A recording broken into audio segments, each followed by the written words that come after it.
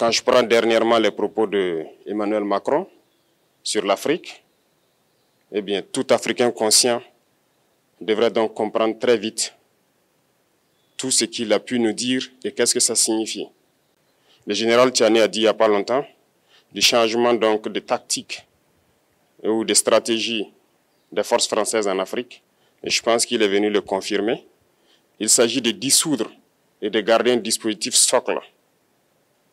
Et Emmanuel Macron l'a si bien dit qu'on ne peut que le remercier pour cette sincérité. Même si certains ont voulu mettre la poudre aux yeux de leur population, mais la réalité finit par rattraper aussi. Ils ne partiront pas de certains pays. Ils ont juste dissous le dispositif. Vous ne les verrez plus dans des bases, mais dans les ambassades, ils seront là. Ils vont constituer des sociétés de sécurité pour sécuriser leurs sociétés qui existent dans ces pays-là. Mais les soldats seront là. Mais vous ne les verrez plus en tenue ou rassemblés dans des bases. C'est tout ce que ça veut dire. Ils vont se réorganiser, mais seront là. Il a parlé de politesse vis-à-vis de certains chefs d'État en leur donnant la primauté d'annoncer donc la rupture ou le départ des forces françaises. Ça nous importe peu, on peut dire. Mais tout ce que nous savons, c'est que si vous voulez une rupture avec ces forces impérialistes, c'est simple, on dénonce les accords. Tout commence par là-bas. Et je pense que l'exemple du Tchad, en tout cas, est palpable. Ils ont commencé par dénoncer les accords. Sinon, si on ne dénonce pas les accords, juste dire que les bases quittent, on n'a rien fait. Parce que le problème se trouve dans les accords coloniaux de défense qui ont été signés depuis l'indépendance. Le plus dangereux n'est pas ceux-là que vous voyez dans les bases. Le plus dangereux, ce sont les conseillers militaires. Les conseillers militaires existent dans tous ces pays. Ils ont existé au Burkina aussi jusqu'en fin 2022, jusqu'à ce que nous prenions nos responsabilités. Et qui sont ces conseillers militaires?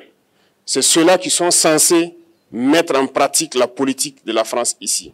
Ils doivent travailler à rendre nos armées très faibles pour que la France puisse toujours avoir l'argument d'exister ici. Sous Blaise Compaoré, ils avaient réussi. Nos sentinelles prenaient donc la garde avec des bâtons. C'est ça que la France veut de nos armées. Lorsque nous arrivons à cette étape, nous n'avons pas le choix que de vouloir qu'ils viennent s'installer. Mais l'armée burkinabé a réussi à un moment donné à se débarrasser des conseillers militaires.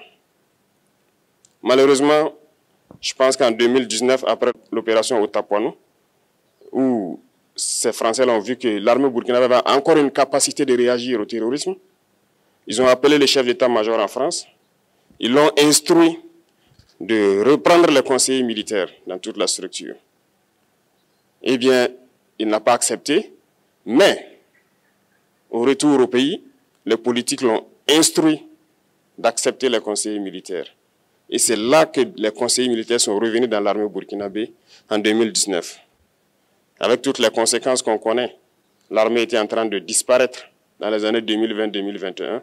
Et d'ailleurs, c'est le moment où beaucoup de militaires ont dû déserter parce qu'il n'y avait plus d'espoir. On était en train de s'effondrer.